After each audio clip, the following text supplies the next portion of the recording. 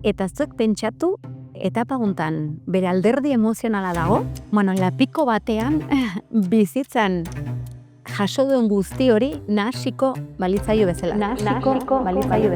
Emozioen intentsitatea handitu egiten da, eta beharrezkoa izaten da hori nolabait ulertu eta kudeatzea, ez? Emozioek beraiengan askoz ere inpaktu gehiago daukate, eta horrengatik askoz ere intentsuago bizi dituzte beraien pasarteak.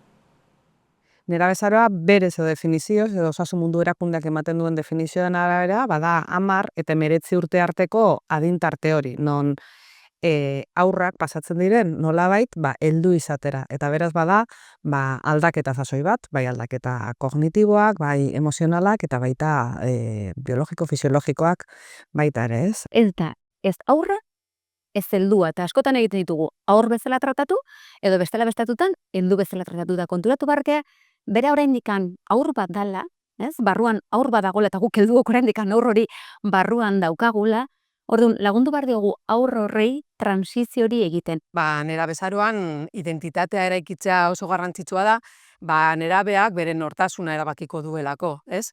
Eta bere identitatea modu egokian eraikitzen baldin badu, ez izango identitate hipotekatu bat, adibidez, non bere gurasoek erabakitze duten nolakoa izango den, edo ez da nahasi ibiliko eta erabaki koherenteak hartuko ditu, eta agian arrisku gutxiago hartuko ditu bere buruarentzat. Ongi etorri emozioen txokora. Aurrean dituzun emozioen artean, aukeratu zure nerabezaroarekin lotzen dituzunak.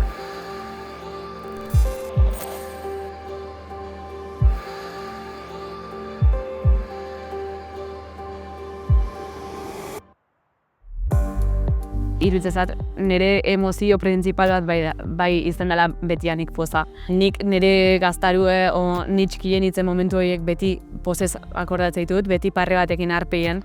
Eta bai iruditzezatela bet poza hondile daken pertsona gana ezela, da poza hondilek ekartze ditun pertsona gana ezela.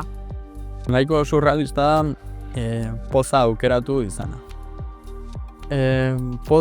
Poza momentu oso konkretutan suertatzen da, ez? Kirola egiten dudanean, pozik sentitzen naiz, musika jotzen dudanean, pozik sentitzen naiz, eta une haietan parrandan ateratzen naizenean.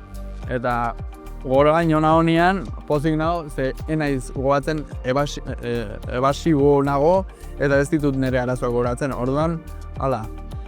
Gaur egunde askotan galdetzea telora, pozik bizitzea, eta gatzen izuela pintxatzen da, ez dakiz ardan pozik bizitzea. Zeleno, enitzan lasai bizi beti alerta egotin itzan, beldurrakin hartze gertatzen zitzaiten, nola egon izan, nik nire egunerokotasunen lasai bizitzea, netzako ustet postasuna hori dara.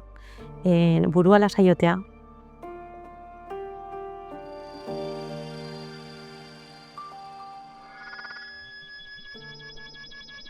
Normalean, pertsonok nerabezaroan ukize ditugun aldaketak bi talde handitan zelkatu daitezke, bai? Alde batetik badaude aldaketa fisiko-biologikoak, bereziki garapen sexuala ematen da, beraz gorputzak baditu hainbat aldaketa. Beti da sexualitatea garrantzitsua, baina nerabezaroan hori ezaugarri propio batzu dauzka eta eraikuntza prozesu horretan garrantzia dauka, aldaketa nabariak daude.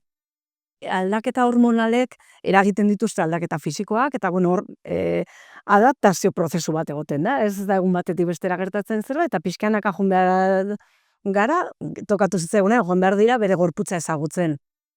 Gorputz berri batera nolabait moldatzen, ez? Horri lotuta baita ere burmuinean hainbat aldaketa gertatzen dira, eta horrek eragin nabarmena dauka gure emozioak bizitzeko daukaguneran ere. Nerabearen burmuina ondiokan garatzen ari da. Garapen hori ez da bukatuko 25 edo 30 urte dituen ere arte. Eta bitartean,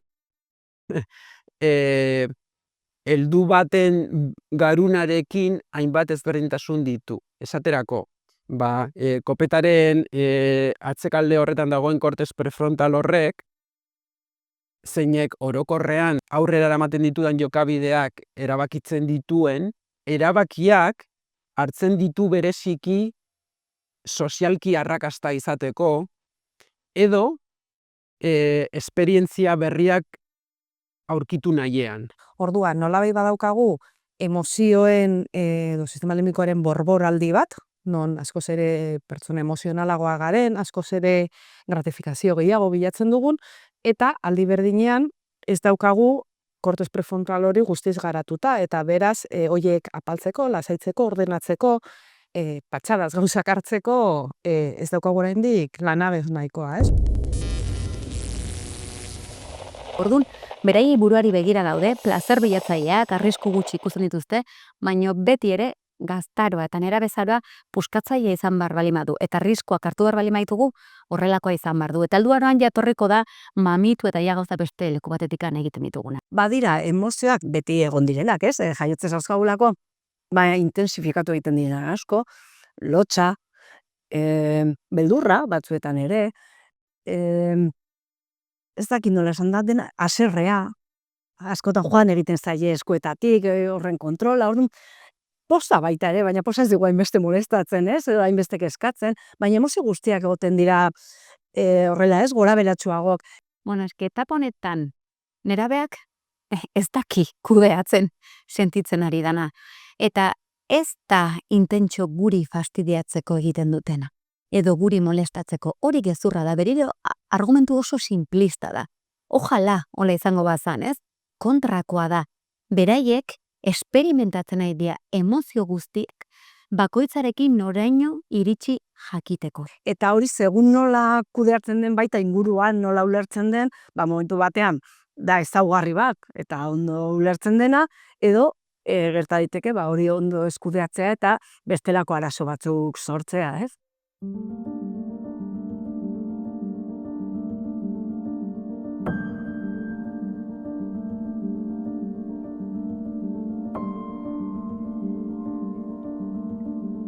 Oso presente hotzan ere nerabezaron, bullyinga jasaten hasi nitzanetikan, oso triste sentitzen nitzan, ez dakizian gauzak ernitulako ulertzen, askotan pentsatzen urako zeatikan ni, ze bat tokatu zait, nei. Orduan egia da, emozioi oso presente ukiet beti. Uain kudeatzen bakit, ze nik uste emozio guztik sentitu behituzula ez, baino oso presente hontzan emozioen nerabezaron. Niretzat ahotz bat zeu nire buruen, ezate zitena baina ez da nahikue, flakain berdezu, onartu izen berdezu. Nik ispirura bitzen ditzen da, enitzen beine ondo ikusten. Osa, niretzat, beine etzan nahikue, ordon bai esango nuke, nik personalmente nire burue bai identifikatzela pozetik, baino nire bizien parte handi bat trestura neon dana. Eta pentsatzen hon, hori, nire bizio zuola izango zala, laxetok hau izentzalako. Ez dakit, ez dinet esan zeatik neon triste, ez da ostergati bat. Azkenen depresio baten egotea ez da zuk aukeratzezula sentsazio jo dago faktore bat eragiten dizuna triste egotea o sentsazioi. Zezkenen ni beti izango depresio bat ez da triste egotea edo haserre egotea. Depresio baten sentitzen zuna da mezkla bat. Mezkla bat sentsazio oso deseosoa, baina ez da tristura bat. Zerik esaten un, ojala triste egotea. Ojala. Eske triste egotea ez da hau. Da beste gauza bat.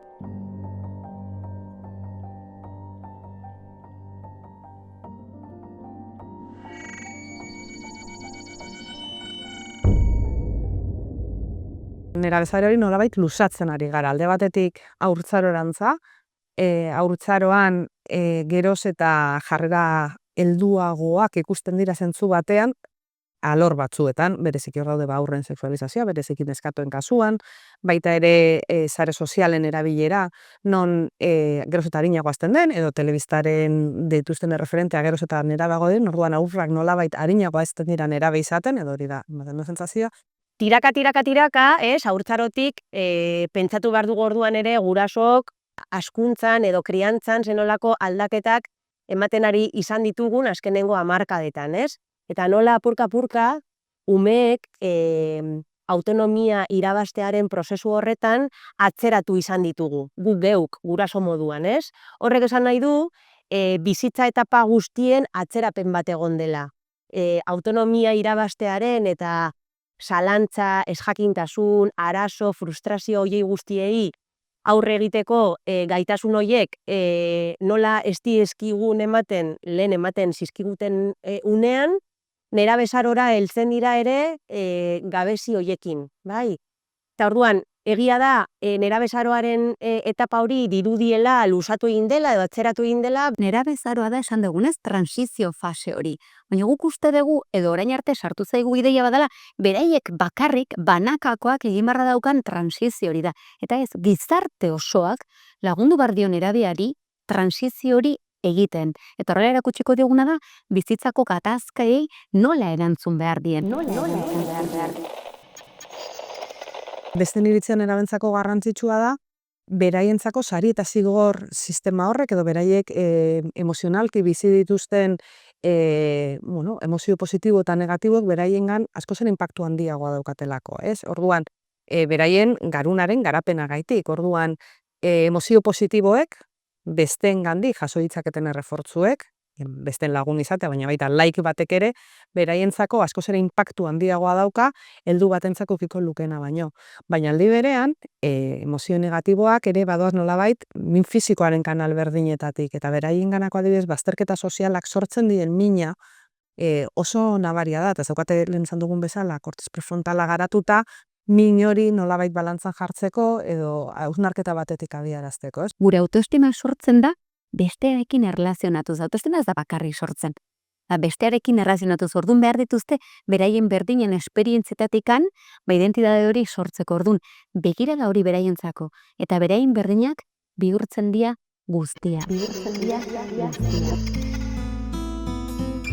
Beldurra hartu nion danai. Literalmente unkin un temporada beldurra niola danai jendeakin hitzeitea, kalea ateratzea. Ze hain deskonektatuta neon gizarteataz, hain deskonektatuta neon igandikan, enekila zemitzan kapazaiteko. Enekin zeingo nun kaleata eta esaten nun, eske, zeitet hemen, desorientatuta nago, ez dakit. Baina gehiema beldurra nion bizitzait, eta beldurra nion inorrek inoiz ez ulertzea nere nei. Baina beldurra egia zan oso presente onda, eta azkenen ansiedadea, hoi da, beldurra eukitzea, alerta zaude beldurra horren ondorioz, eta alerta horrek iteizu ansiedade sortzea eta egoera desoresotan egotea.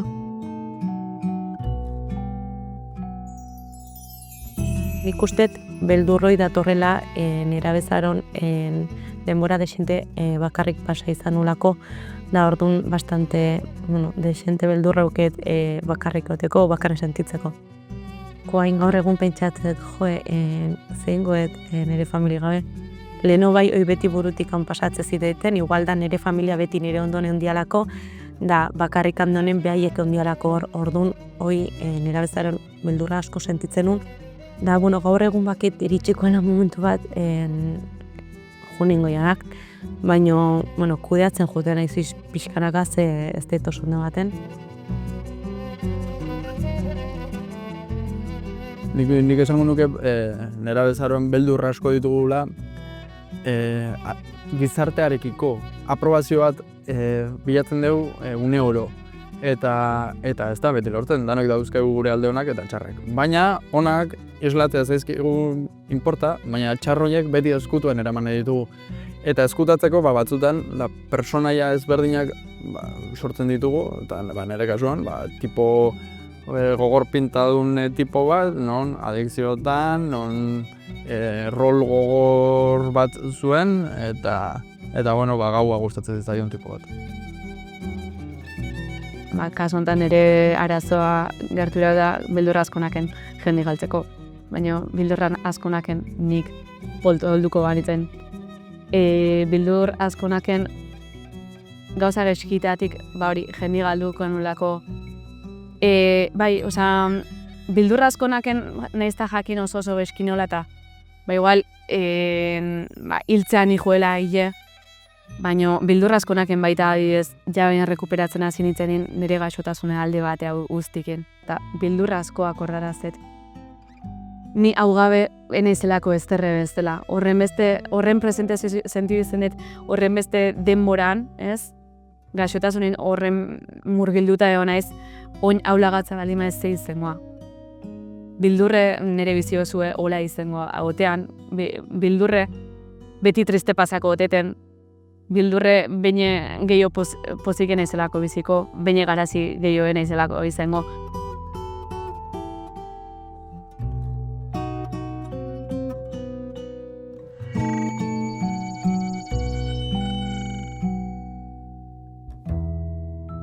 Nerabezaroan ematen da serioa de lehenengo ikasketa emakume eta gizon izatearena, ez? Gizarte batek dituen espektatiben arabera.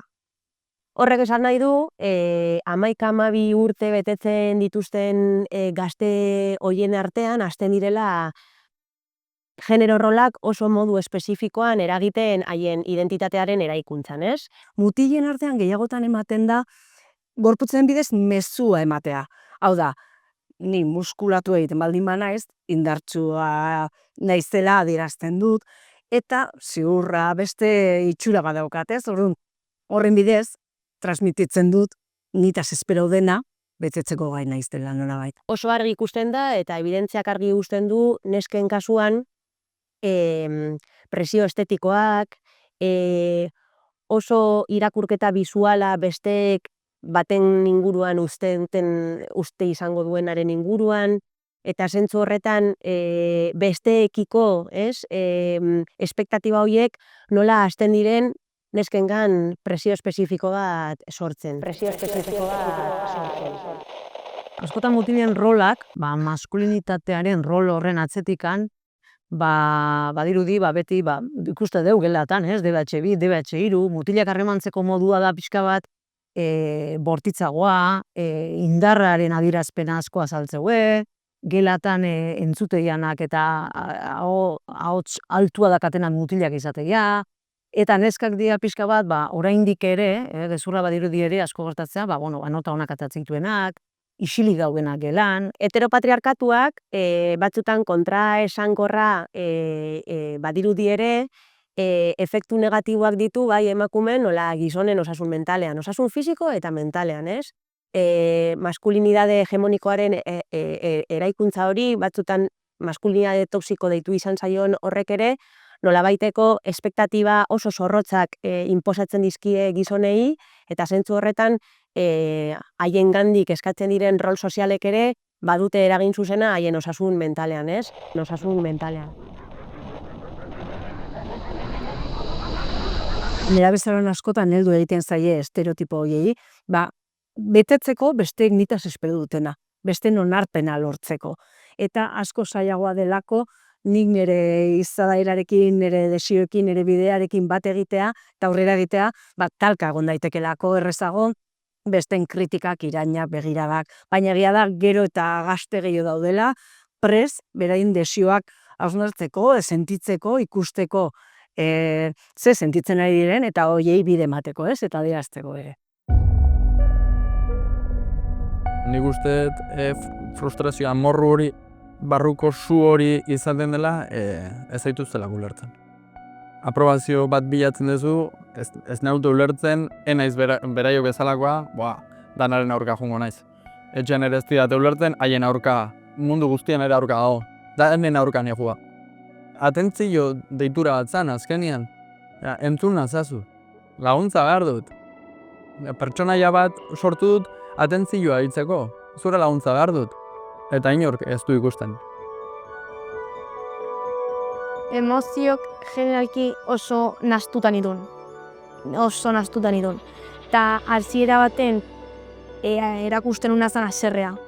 Neola haserre mundu guztiakin, neola haserre dena gaizkiro hitzetzen zaiten, neon haserre. Baina gero kontatu nintzen haserre hori etzala kanpoa ibei da bakarrikan. Haserre gehien bat nire buruan gan nekala.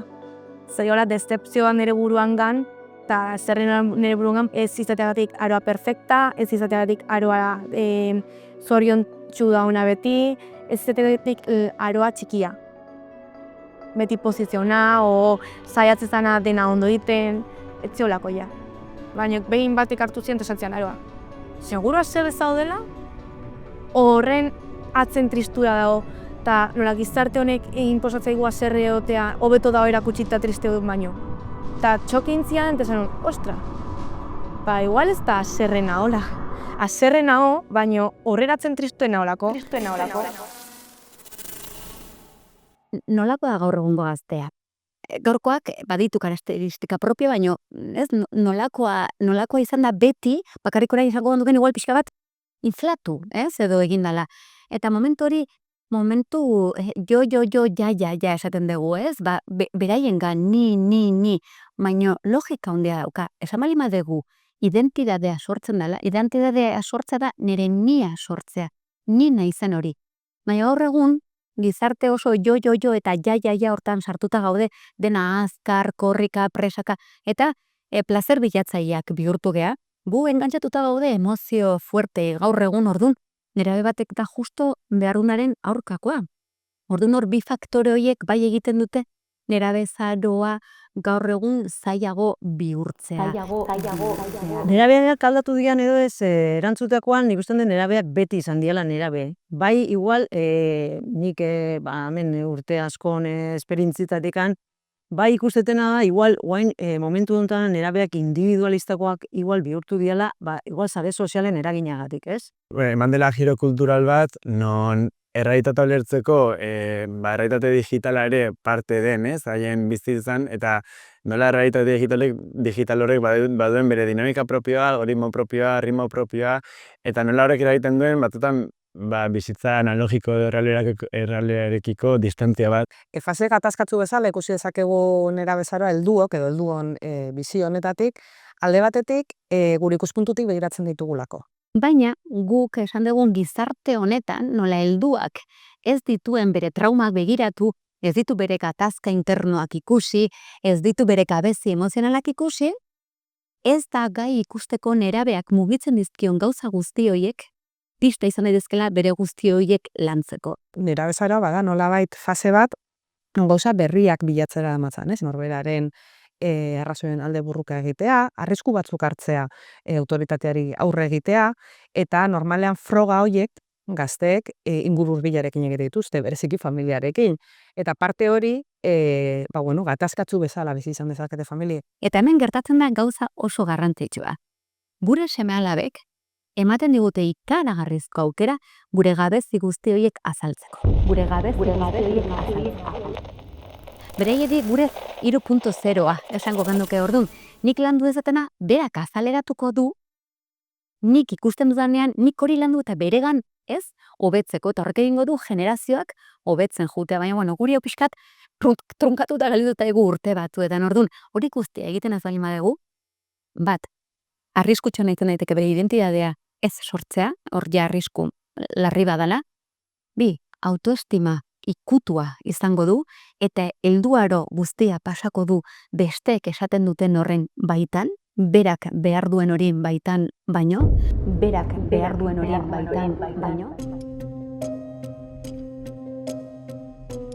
Nik uste dut arro egon beharko ginatekela gaur egungo nerabe eta gazteen artean osasun mentala nolabaiteko tabu izateari uzten ari delako. Nerabezaro hortan ikasten badugu osasun mentalaz zaintzea, tabu horiek apurtzea, eta gai honi buruz hitz egitearen ongizate sortu diezagukeen guzti horrek, horrek ere eragina izango du etorkizuneko helduetan. Nire ustez, aztengan momentutik ja lantzen hasi beharko ginean hau, eta normalizatzen baita ere zer dan guzti hau. Eta nire ustez da oso garrantzitsua ze nik jakingo banu guain dakiten guztia lehenagotikan, obviamente ez dut jakingo berdin, zera bizipenak beste jakintasun bat ematen dizu teoriak baino. Baina teorikoki behintzat jakingo banu zer dan ansiedadea, tristura. Nerabezaroa nahita ez pasabarreko fase bada. Eta bi alderdiak ditu, ederra bezain zaila. Orduan egin barra daukaguna da, zailtasunetatik ihes egin beharrean, tapatu beharrean, anestesiatu beharrean, egin behar dioguna da, begiratu parez pare. Eta bilakatu daiteke momenturik ederrena, heldu batentzako eta nerabe batentzako. zerrek lagundu dezake egoera deserosoetan, gure buru ezagutza, zulo horretatik atatzeko zure buru ezagutu bazu. Orduan, ematen dion garrantzia bezala, klasea jutea, matematika egitea eta euskera, ingles, berdin dit, asignaturak bezala, baita ere egun beharko zen toki bat, nun gure ezagutza bat lantzeko. Ze gure buru ezagutzen badeu, eske klabea da.